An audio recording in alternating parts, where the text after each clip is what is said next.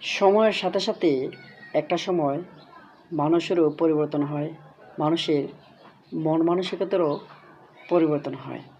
যেমন অনন্ত জলিল এবং বর্ষাকে দেখলে আপনারা একটা জিনিস বুঝতে পারবেন যে দেখবেন তারা তাদের দুটি সন্তানকেই কোরআনের হাফেজ বানানোর চেষ্টা করছে। একটা কিছুটা হয়েও গেছে, আরেকটা বর্তমানে কোরআন শরীফের হয়তো সবকে আছে। কিন্তু একটা সময় তারা ছিল নায়িকা, সিনেমার নায়ক এবং নায়িকা।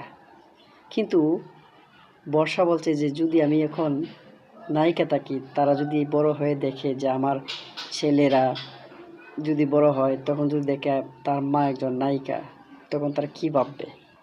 দেখেন কেমন পরিবর্তনটা হয়েছে। আসলে মানুষের পরিবর্তন হইতে বেশি সময় লাগে না, আর আল্লাহ যাকে হেদায়েত দেয় তাকে আর কেউ ফিরাতে পারে না। তো তারা এখন ভালো হতে আসার চেষ্টা করছে এবং তাদের সন্তানদেরকেও হাফিজ বানাচ্ছে। এর জন্য আল্লাহ কাকে কোন সময় পরিবর্তন করে এটা একমাত্র আল্লাহ জানেন, কেউ জানেন না।